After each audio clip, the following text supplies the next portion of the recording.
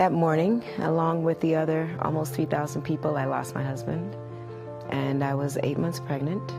22 years ago, everything changed. Calvin would walk in a room and light it up. And I still feel his presence with me, though. After the attack, businesses closed, residents fled. Many doubted if Lower Manhattan could ever be rebuilt.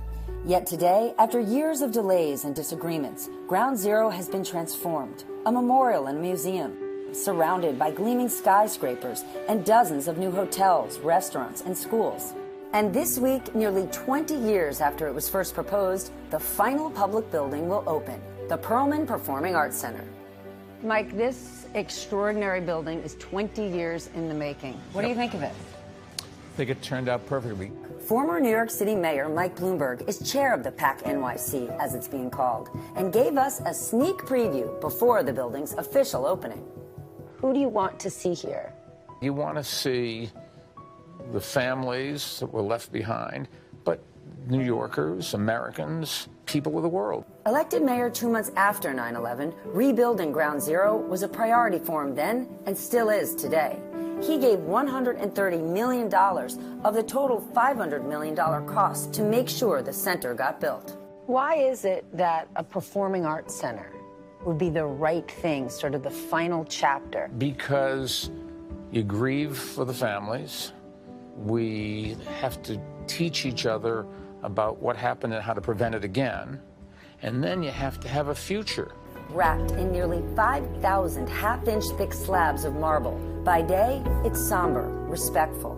At night, it glows a serene amber. Inside, 3 separate theaters can be combined and reconfigured by lifting walls, moving floors, and shifting seats to create more than 60 different spaces. The memorial is the place where people go to grieve and pay their respects. The museum is the place where people go to learn about what happened on 9/11 and never forget. And then the Performing Arts Center is going to be the place where people come to celebrate life. Which is what Tony Award-winning performer and producer LaChanze plans to do.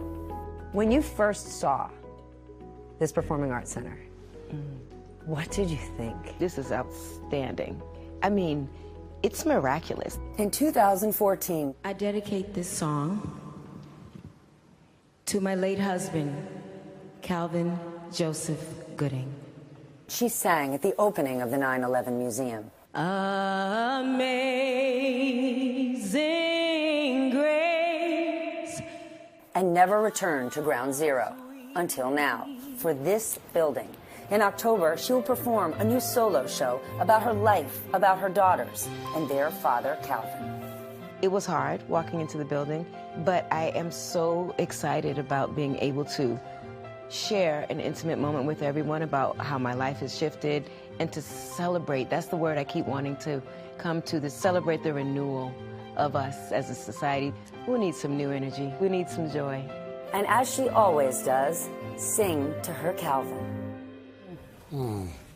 I am so excited to see her show. But before that, there's going to be a ribbon cutting this week, and then performances start next week. But, you know, despite this amazing rebuilding at Ground Zero, after the pandemic, you all know this, a lot of people are still working from home, and nearly a quarter of the office spaces down there are empty. Wow. And the hope is that this center will bring more life, more people to downtown, really the rebirth of this, what it is, a sacred space. Yes. Remarkable. Absolutely. What a beautiful I mean, just story. think about that, right? You've got the memorial, the museum, and now a performing arts center that is going to bring joy and life. It's something I honestly hadn't thought about, but then you asked him about the juxtaposition of it, and it works. Yeah, it Celebrate does. life. Thank you. Really Thank you, beautiful. Stephanie. Perfect story. Hey, thanks for watching. Don't miss the Today Show every weekday at 11 a.m. Eastern, 8 Pacific on our streaming channel, Today All Day. To watch, head to today.com/allday or click the link right here.